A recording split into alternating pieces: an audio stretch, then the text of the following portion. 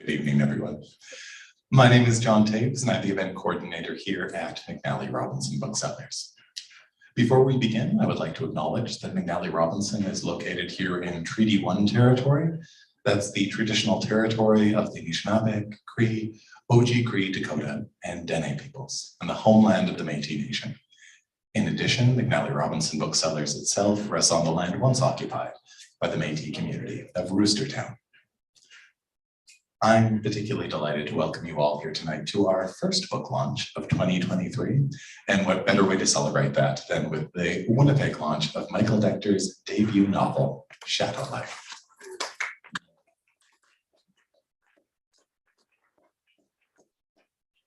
We're so thankful to Cormorant Books for publishing this book in the first place and for offering us this opportunity to gather and celebrate Michael's work, and also for helping to pull this evening together. Just a few quick housekeeping notes before we get underway. Michael will speak very briefly from this podium here. There'll then be a conversation which will take place at the stools to my left, which will be hosted by Eva Wasney. And then following that, there will be an opportunity for you folks to ask questions. So if you are gathered here in this space, please just put up your hand and I will run over to you with this microphone, Phil Donahue style. Rest assured, this is not making any comment on your ability to project your voice. It just ensures that everybody who is watching this video at home can actually hear the question to avoid having to repeat it. With that in mind as well, if you do happen to be watching live on YouTube, you can also participate in the Q&A. You'll notice there is a live chat activated, so please just write any questions you might have for Michael into the chat, and we'll put them to him as time permits. Following the event, I will return with some very exciting notes about signing procedure. The only thing I will put in your brain right now is that we just ask that at the close of the event, you remain seated for one moment while we dramatically transport Michael to the signing table, which is right by our cash desk, at which point you'll be able to come over and have your book signed. But more on that shortly. Shadow Life has been described as a taut, searching story of guilt, family secrets, and new love. It's also been named one of the best Canadian fiction books of 2022 by CBC Books.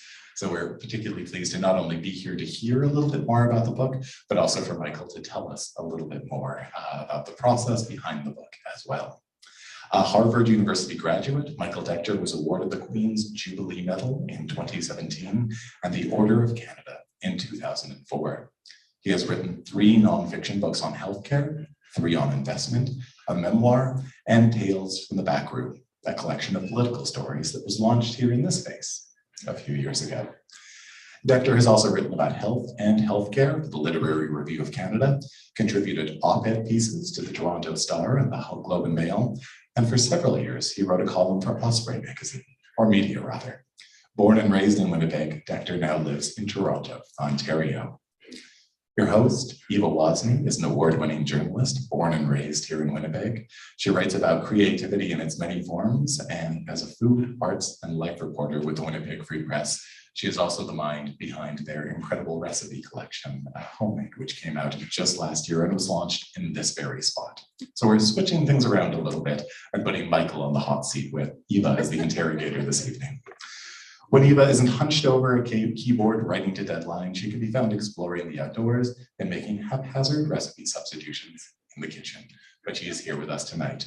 We'll hear more from Eva in just a moment, but please, right now, join me in welcoming Michael Decter.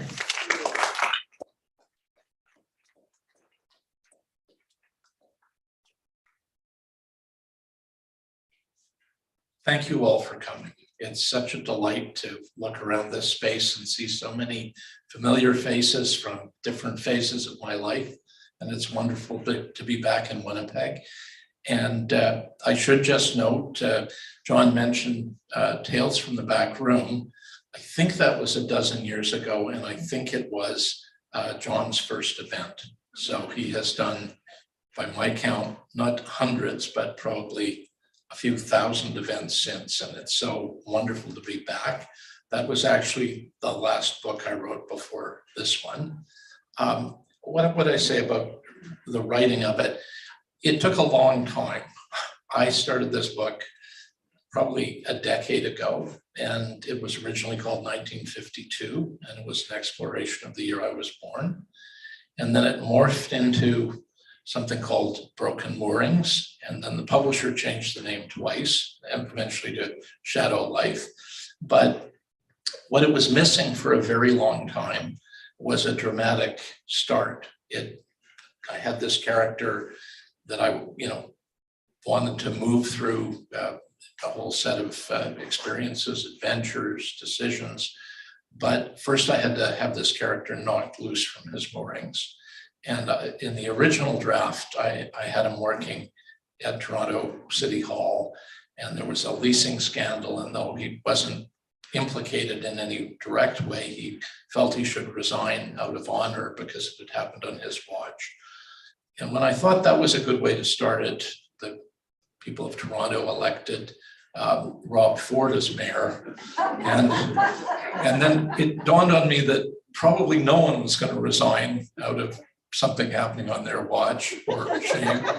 And then Mr. Trump became president of the United States, which caused me to think that wasn't going to work. But then, and it certainly a mixed blessing, I ended up actually serving on a jury and as foreperson of that jury in a really disturbing double murder trial. And it came close to knocking me off my moorings. And when I worked through the trauma of it, I thought, well, okay, this would work as a beginning for the novel. So just to be careful, because there's a criminal code, it says statute against talking about what went on a jury. The trial in this book isn't the trial I was on. It was quite different, but still very powerful in one's life. So I promised Eva that she could interrupt me at any time because I can go a little long on a story. So I'll just stop here and say she's going to extract far more from me than I would be able to extract myself. And thank you for coming.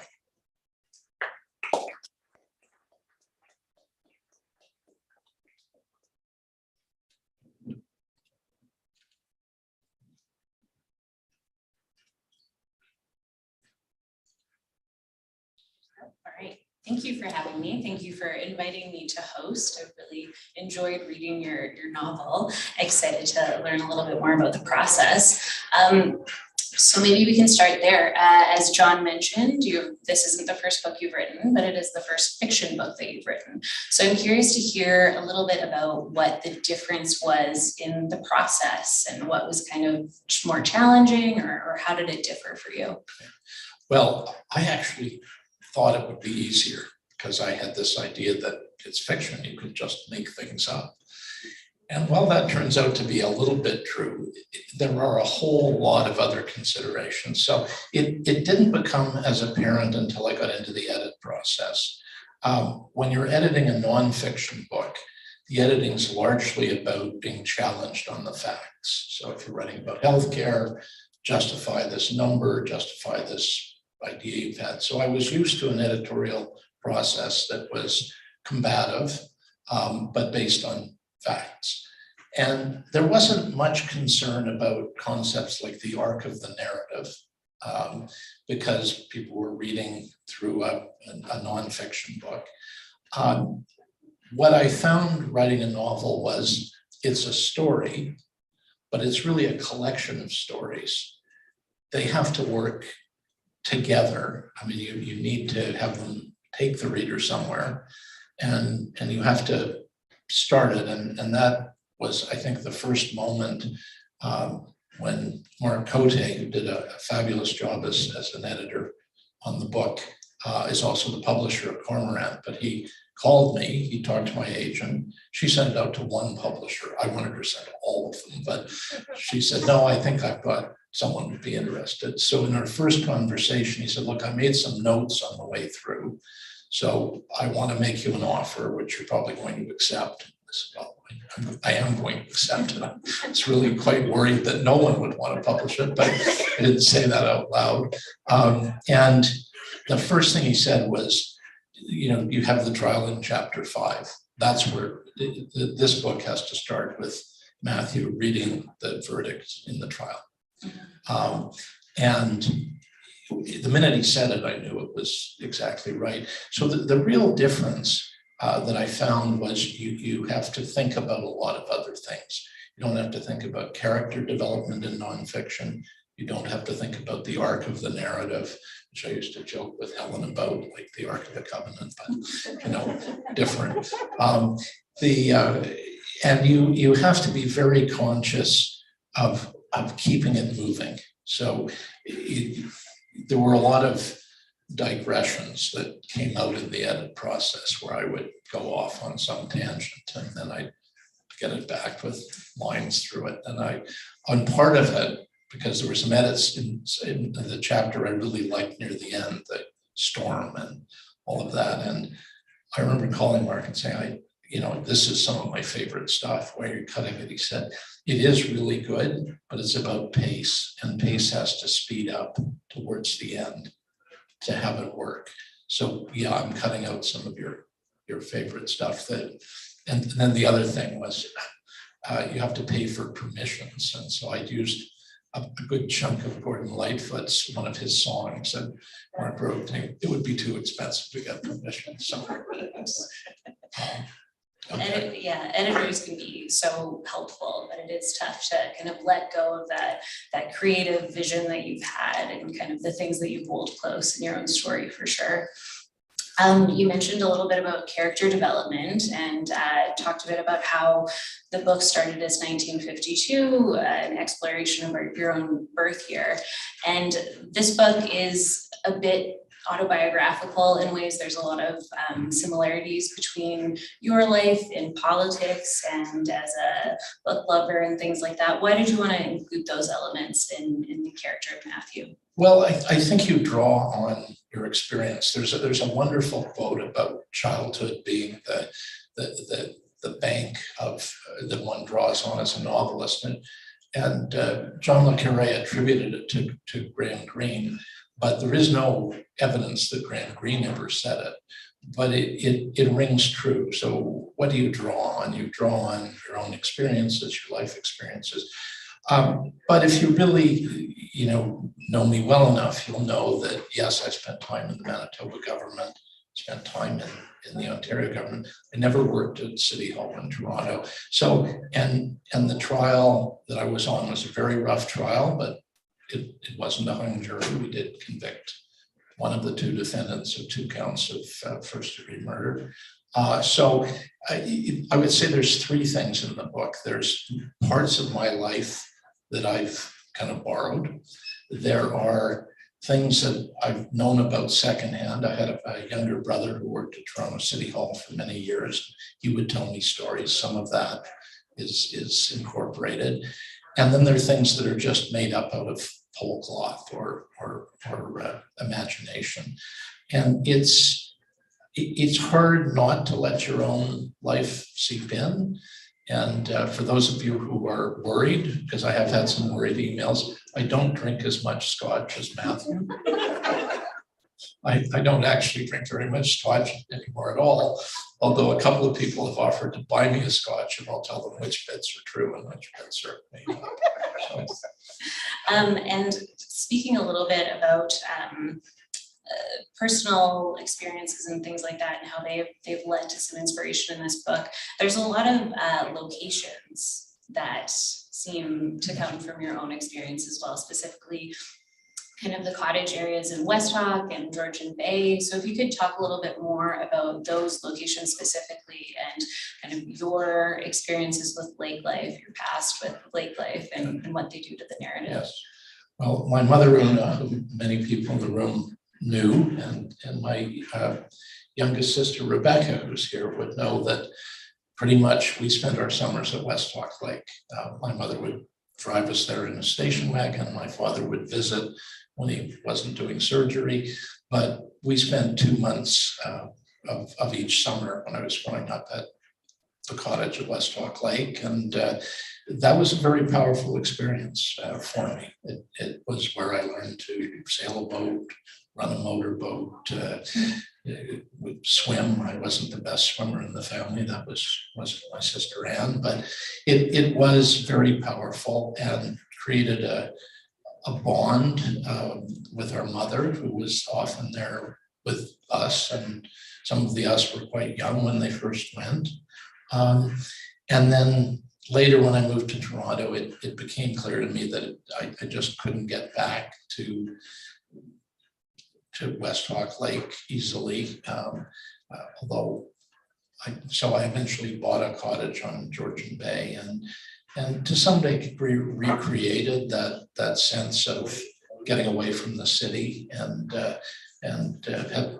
became very much friendly with the neighbors, one of whom is a character in the book. Okay. I will give this one away, and I'll give it away because at the Toronto book launch, so the neighbors of the cottage are Anna Porter and her husband Julian Porter, who's well known as Canada's leading libel lawyer, and they became very good friends. And Julian was the one who encouraged me to go on the jury.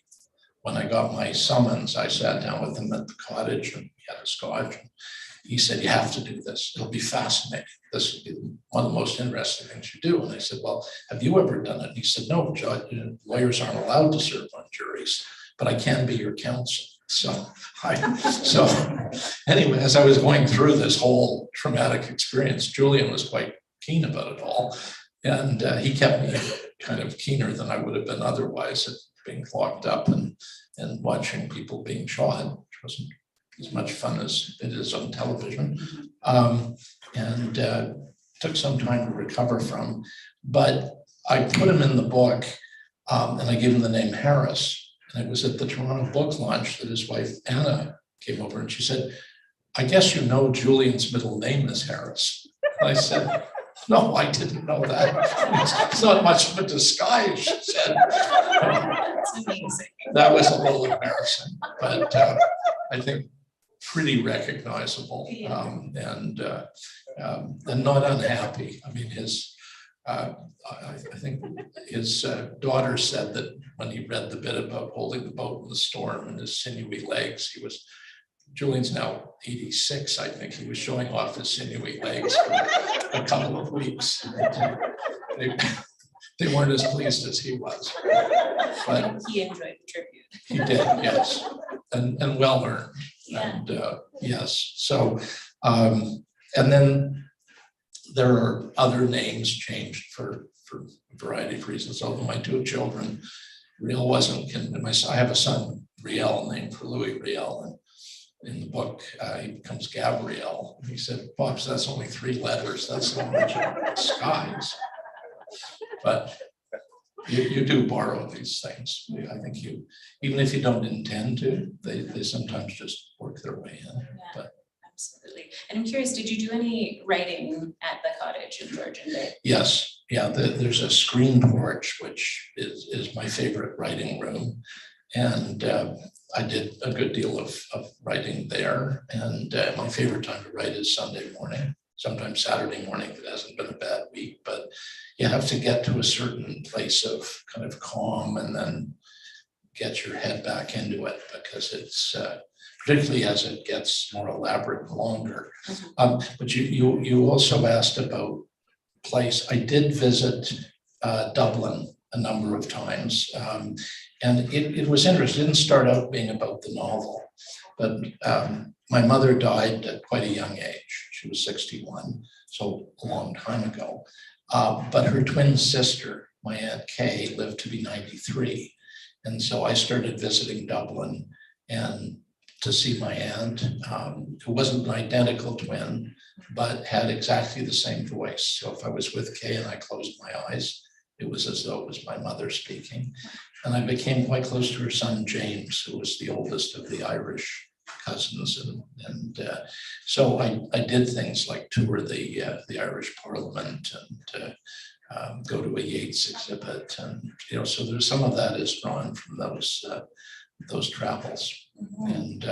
And Australia, actually, when I was Deputy Minister of Health in Ontario, one of the people I worked with was a fellow named Podger, who was the Australian Deputy Minister of Health. And we actually took on a bit of a battle with the WHO at one point.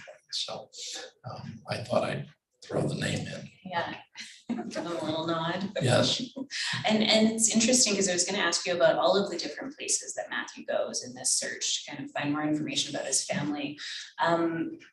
Did you always intend it to be such a kind of jet-setting, far-ranging adventure? I didn't really. It kind of came about as the story evolved, and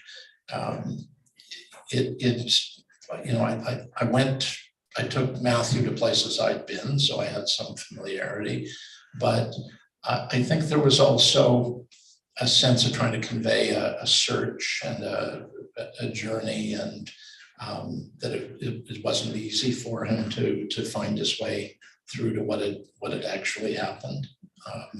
And just there were not two mothers in my life. There was one mother, but part of it was imagining what what trajectory her life might have taken if she hadn't met my father in London and come to Canada and to Winnipeg and gave birth to 6 of us and raised us, and what would that other kind of trajectory have looked like? And it was influenced a bit by digging in 1952. So I did, and this is the riches but burden of the internet. I started Googling 1952 and I had a printer, and pretty soon I had like all sorts of stuff on that year, and not all of it survived the edit, but there's still a good deal of it in there.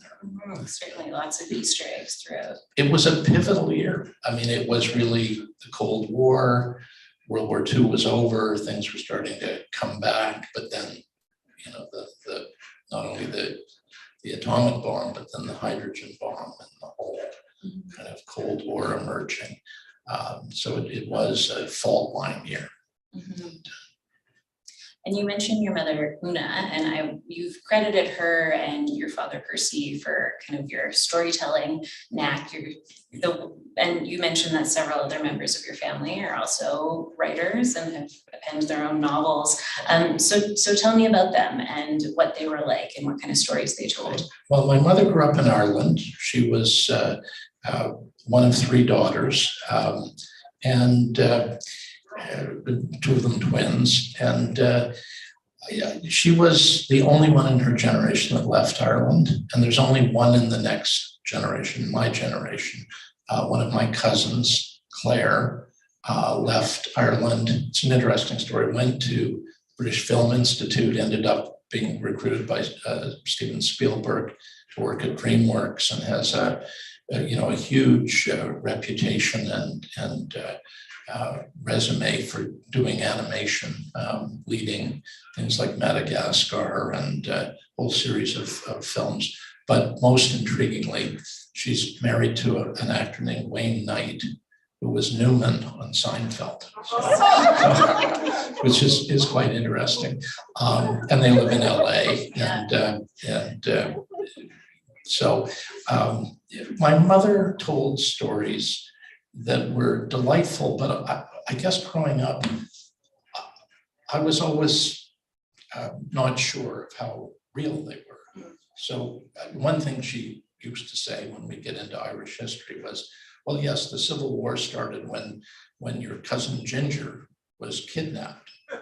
And this didn't, I mean, it was puzzling, but so when I started doing work on the book, I Googled, start of the Irish Civil War, and the first sentence on Wikipedia was, when Ginger O'Connell was kidnapped, that was the start of the Irish Civil War. And then I thought, O'Connell, anyway, it turned out to be exactly right. And she would talk about this fellow who was a politician, but his nickname or his political name was Uncle Toady, which in my mind conjured up some kind of Tammany Hall municipal kind of official.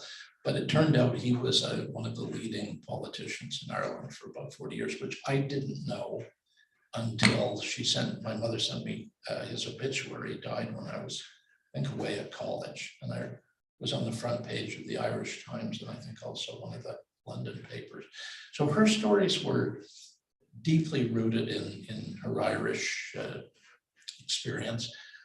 My father, Percy, grew up in the north end of Winnipeg, and his story, and she was Catholic but lapsed.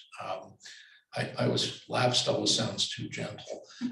One of her ambitions in life was to lock the Bishop of Galway and the Bishop of Dublin in a room and play them Tom Lehrer's song, The Vatican Rag, until they went insane. So kind of lapsed with a vengeance, I think.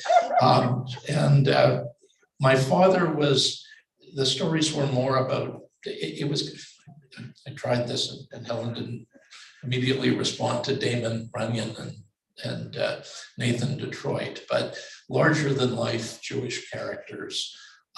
So for my father, growing up in the North End, when the WHA came to Winnipeg and and I would always call him Ben Hatskin, my father would always correct me. He said, Fats Hatskin. He was Fats Hatskin in elementary school. He's still Fats Hatskin. And my father's sense of humor was largely about character and the people he'd grown up with, and real stories of a whole generation that went through St. John's High. And just a small story there, and I'll tell it because Vic Schrader and Jim Eldridge are both here. One of my duties when I was clerk, and there are a couple of other clerks in the room as well, and it was, we have the order of, well, we didn't have the Order of Manitoba, we had the Order of the Buffalo Hunt, and there were a couple of gradations.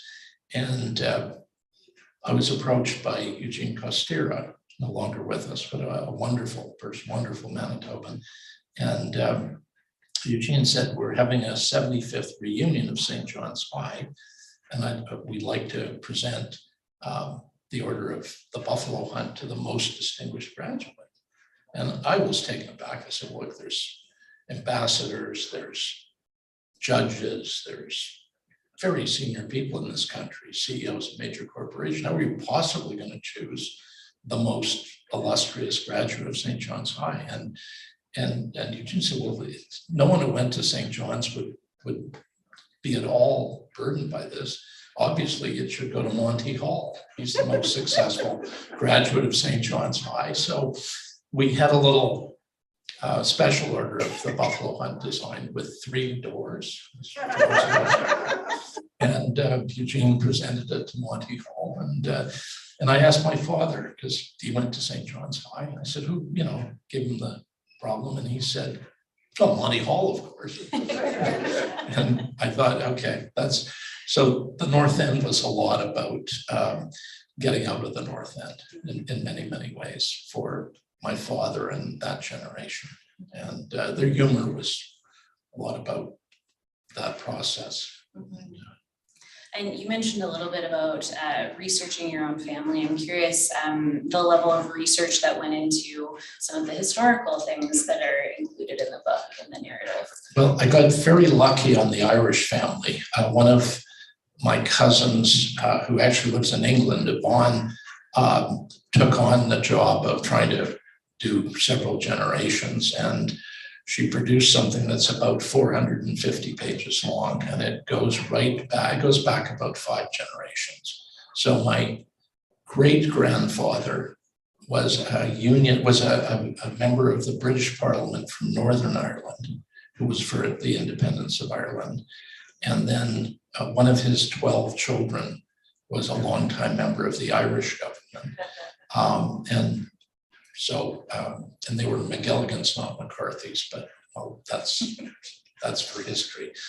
So there was a rather rich history to be kind of experienced. And my cousin James took me on a tour of the Irish Parliament, and the guide told fabulous stories, some of which have been, enhanced for purposes of the fictional book. But there's quite a few boxes full of papers and articles and things from all over. And I would say without the internet, it would have been very hard to go as deep, but you could lose a whole day into pursuing something and yet find it. So, Yeah, that's amazing. And I wanted to ask about, and you mentioned it a couple of times, your own experience as a juror. What can you say about that experience and how it kind of informed the story you told, or the, I guess, the conflict that was created in the novel? What would I say about it? It left me with an enormous respect for our judicial system. And there was a very, in my view, a very eloquent judge who presided over the trial.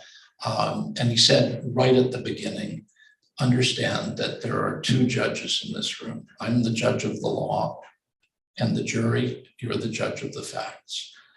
And then he, after 4 months of the trial, when we went into deliberations, and it took him, I think, a full day to read, he gave us about 148-page summary of all the evidence we've heard, how the laws would apply to it, and what the decisions were we had to make. And, so that part was extraordinarily well organized. I would say the jury, it was certainly representative of the city. I mean, if you'd gone on the subway in the morning and grabbed 12 people, you would have had probably our jury. So diverse in terms of gender, diverse in terms of race and occupation and age. I think the youngest juror was early 20s and the oldest was probably 70. And really very different life experiences, which came to bear on how they saw evidence in the trial and how they assessed it. I found being the foreperson of that jury for the final stages one of the most difficult things I've done in my life. I've done a lot of negotiating. Federal government, as Jim would know, with the doctors in Ontario, but those groups are relatively similar. And when you're negotiating with 11 other people whose life experience is quite different than your own, and you're trying to come to an agreement on what happened, and you're trying to find that middle ground between beyond a reasonable doubt, but not perfection, because you can never have perfect knowledge. So, and of course, the judge spent 2 or 3 pages trying to, dissect that for us, but it still looms as a question when you're a juror. So it was a difficult experience. I did have nightmares for some time afterwards. I'm relieved to see now that they've amended the criminal law so that jurors can actually talk to a therapist about what went on. Up till quite recently, you could talk to a therapist, just couldn't tell them anything about, and the traumatic part of the trial is what you hear and watch, because there was a video of these 5 people being shot and 2 of them dying, and we watched it over and over and over again. I think because defense counsel were hoping that we would become numb to it, and I think the Crown wanted to keep making the point that these are lives that were taken, and then the actual dynamics of being in that room and trying to get to agreement on the facts. So it was one of the more difficult things I've done in my life, and writing about it helped, even though I made it unrecognizable, one hopes, to those involved, particularly the person that was convicted, but maybe I may not still be around when he gets out in 40 or 50 years. It probably just not a real worry, but it's odd how these things affect you. Mm-hmm, absolutely. And you mentioned writing about it helped. And was that something you were thinking about as you were going through it, that this might be something to write about, or was it more of a therapeutic thing for you? Yeah, no, I hadn't thought about it at all when I was doing it. It was afterwards when I was trying to cope with it, and I kept some notes about how I was feeling through it, so I could talk to an reporter at times. But no, I hadn't planned at all, and it was probably 6 months or a year later before I sort of thought, well, maybe this, would work. But there was one moment after the trial when I was driving in Toronto and maybe not paying a lot of attention where I was. And I came up to Spadina where the shooting had taken place, or the shootings had taken place. And it was broad daylight. And I looked across the street and there was a Chinese restaurant where one of the victims had died in the doorway, bled to death after being shot. And I could see him. It was like, broad daylight. This thing had happened. The trial had happened, 6 months before, but the actual shootings had happened 2 years before that. And I don't know how long I was in kind of that trance or whatever it was, but I suddenly, when I came out of it, there were maybe 20 cars behind me all on their horns because I was blocking the street. And that was when I thought, okay, this is, it's not going to be shrugged off really lightly. So I think the writing did help. But it's still there. Yeah. And I'm curious about what's next for Matthew and where this character goes for you. Are you going to continue working with him? Yes, well, Matthew and Mary Louise continue into the second book, which is called Lost City, is the working title. I'm sure the publisher will change it. And it actually, the book there is a draft of it, because I gave Cormorant the book sort of 18 months before it was published. And by then I'd become addicted to writing and I didn't have anything. I was waiting for the edit, so I just kept going. So I've taken these two characters and moved them forward in a different story in a somewhat different locale. Most of the story is set in Boston. It's not quite ready to show to a publisher, but I got to like them, and you sort of set characters in motion, and then you sort of see where they're going to go. And this is a planned trilogy, correct? Yes. Well, that was it wasn't really a planned trilogy. Okay. For one thing, my agent said publishers hate trilogies. But then later she told me they don't mind series. So the difference is if it's a series, each of the books stands on its own. So like a Louise Penny 18-book series. If it's a trilogy, then you have to read all three of them down. You have to have read one and then the other. So it's not actually a trilogy, but Sarah Miniaci, who's my publicist, wrote such a great press release. I was reluctant to touch it, and I didn't know the difference between a trilogy and a series when it was put out. So at the Toronto launch, my publisher came and spoke, and he just looked at me and he said, "A trilogy? It's something terrible." Right, it's a bad word. I said, "It's a series." It's a good insider tip. Yes. And I just have one more question, and then we can turn it over to questions in the audience. The book last year was named Best Nonfiction by CBC, and I'm curious just how it feels to have your first kind of foray into this genre of writing received in that way. That was a tremendously exciting. It was unexpected, and I was stunned, really. I was hoping for a few good reviews, and there were some good reviews, and a lot of individual people have written me very nice emails about how much they enjoyed the book, but landing on the CBC Best Books list was, I think, well beyond my imagination of this going well. So it's great, and encouraged me to keep going on the second one, and I'm still working. I'm still running an investment firm, but I was on a whole number of boards, probably 8 or 9 at the worst point, and those all kind of wrapped up. Only one of them I stepped off. The others all I timed out of, but it freed up a good deal of time, and I'm using that time to write. So. Excellent. Well, thank you.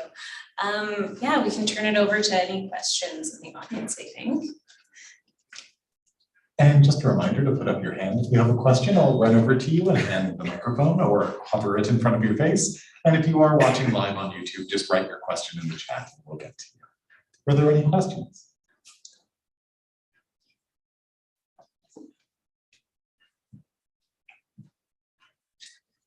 Hi, Michael. Hi. I'm not going to dredge up the overuse of Scotch libations. Okay, thank you.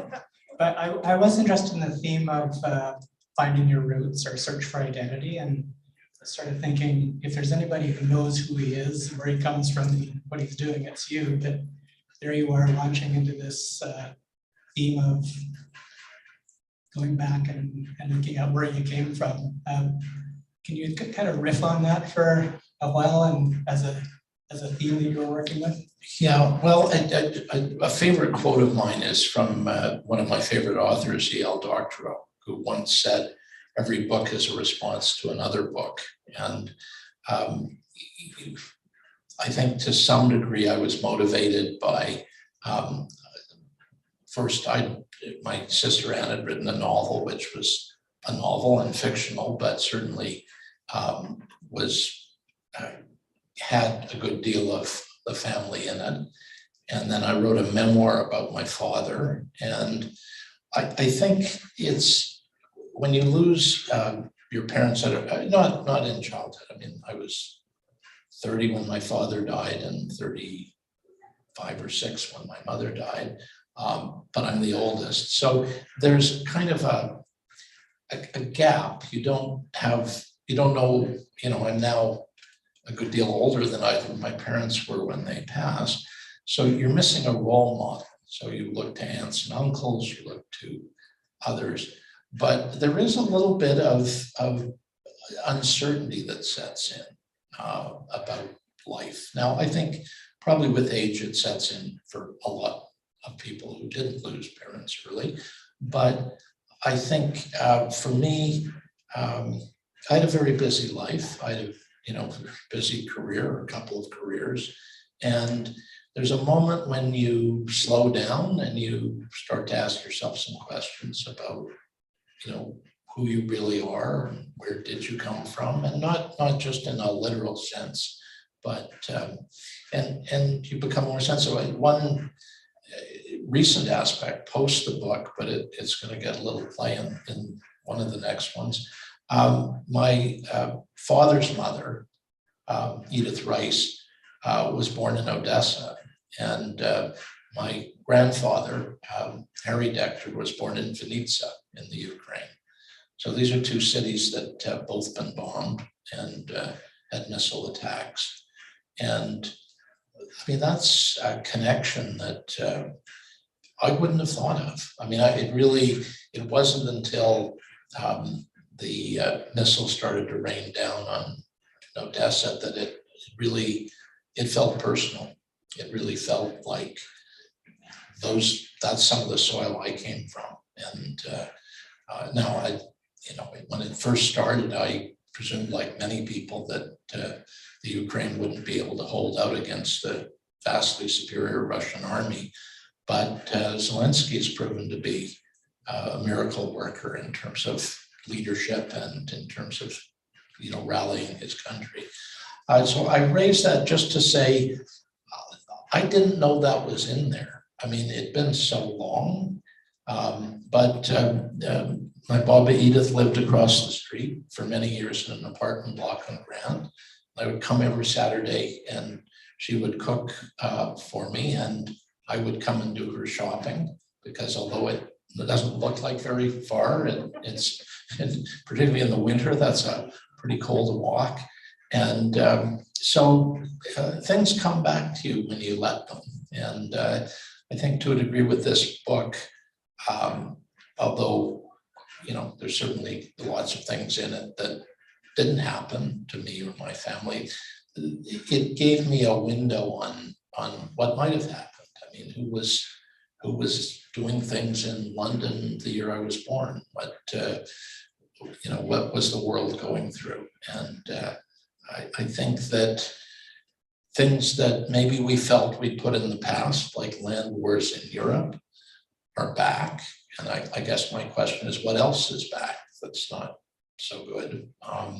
Or, that is good. I mean, if Zelensky really is the latter-day Winston Churchill, maybe this, comes to a resolution where there aren't more wars in Europe. I don't know. I'm hopeful, but and I know that's sort of moving to a much larger lens than you can in a novel, but I got curious about a whole lot of things that I'd taken for granted or just never had the time to look into. I was always planning to go to the Ukraine with my Uncle Alan, and we deferred it because he kept working, and then he became ill and he wasn't able. And then it turns out Chernobyl was fairly close to Vinnytsia, so there was that kind of sort of sense of maybe that's not the best place to go.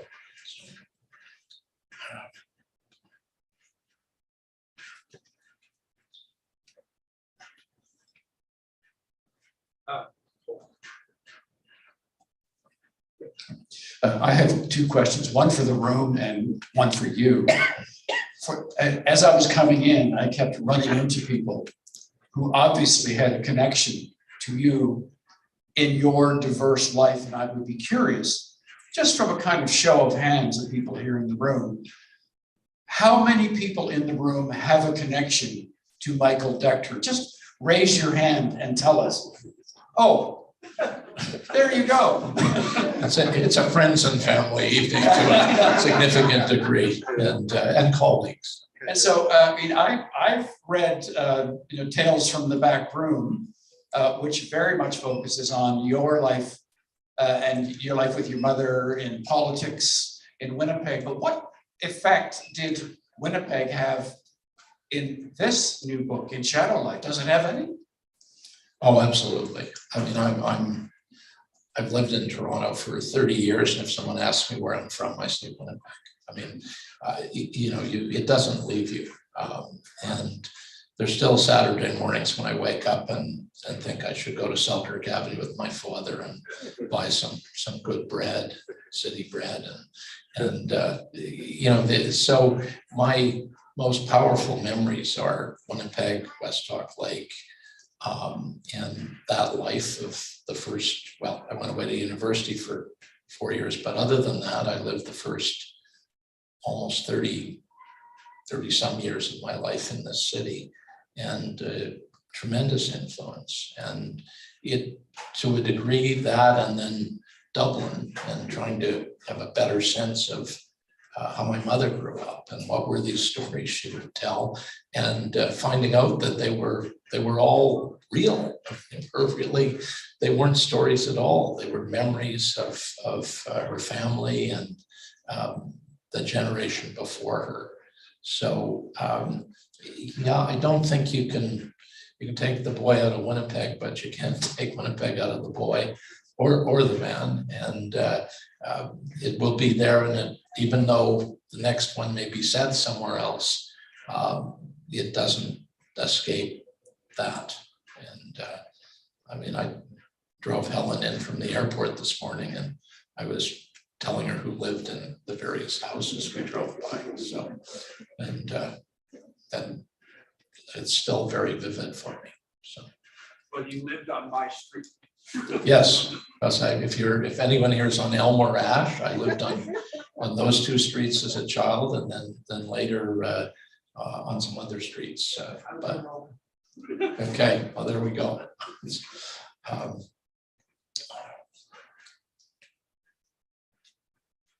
And were there any other questions at all? Yes. Michael, I just wondered if you had visited Ireland before the book, like maybe while your mom was still alive. We did visit. She visited fairly often. We visited as a family in I think 66 or 67, 66 was the year before Expo. The whole family went, and we kind of overwhelmed Aunt Kay and Uncle John to the extent that my next oldest brother, Derry, and I were packed off to ski in Switzerland because I think there was enough room in the house for all of us.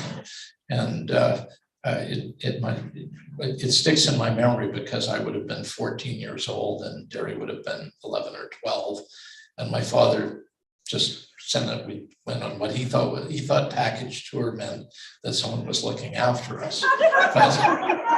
But we just went to Switzerland, took trains, and there was a hotel and meals, but we didn't really know what we were doing. But it was an easier time. And I did start visiting Ireland again, probably in the 1990s. So over a period of time, I'd try and get there. When I go to Europe for other things, I would try and get some time in Dublin to see cousins and my Aunt Kay. So yeah, it was a gradual kind of reconnection and connection in a deeper way. When you're a child, you're sort of, you have one view of things, and you go back as an adult, you understand more of what went on, and pretty wrenching stuff. I mean, my great uncle, Patrick McGilligan, became the foreign affairs minister who negotiated the transformation of the British Empire into the British Commonwealth, the Commonwealth. And he was the Irish representative in those talks. The two people who preceded him in that job were Michael Collins, who was assassinated, and then I want to say Kevin O'Higgins, but O'Higgins, who they hung 72 people that they believed were connected to the assassination of Collins, and then O'Higgins was assassinated. So when great uncle Patrick was given the job, there wasn't a huge expectation of his longevity, but he managed to hang in for 40 years in the Doyle and found the law school at UC Dublin. And when you start reading that history, you disappear into it. Canada and the South Africans were the big allies of the Irish in the negotiations, but it's lived. It's real history. I mean, there's a wonderful scene when Ginger O'Connell is kidnapped. I don't know if it's in the book. It may be, and they're holding him in the post office. And the guy who's in charge of holding him captive says, "Well, Ginger, if you'd like to do some reading, I've got some books." So Ginger says to him, "Well, what do you have?" He said, "Well, I've got War and Peace." And Ginger says, "I don't think I'll be here that long." So, sort of, it was friendly, but there was also a lot of carnage and bloodshed over the decision to partition. And the troubles it all came back and receded, and now it's a little bit on edge again because of the rather, in my view, disturbing decision of the Brits to go for Brexit, and thereby put Northern Ireland and Ireland back on a collision course. So you do have a feeling that history doesn't get solved; it just maybe goes in circles. But I do feel more the Irish part of my heritage, and I enjoy Ireland. Well, thank you so much for all of your questions. I'll now turn things over to Michael and Eva. If you have any closing comments, please feel free. Well, first, I just want to thank Eva for a series of really good questions, which I, as you can tell, struggled a little with, but I thank you. Thank you. Thank you for inviting me to host. This was really wonderful.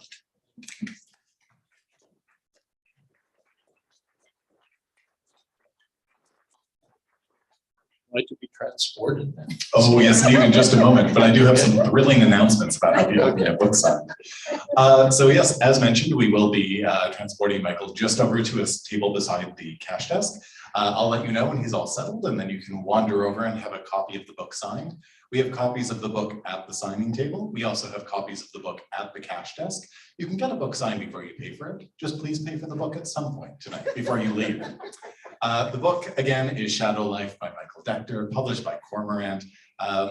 We'll be hoping to see you all soon, hopefully in a little while, as you come back for the provisionally titled Lost City, when the next book in the series is published in the future. But for now, this is a wonderful book, and we're so pleased that you could all be here to celebrate its Winnipeg launch as well.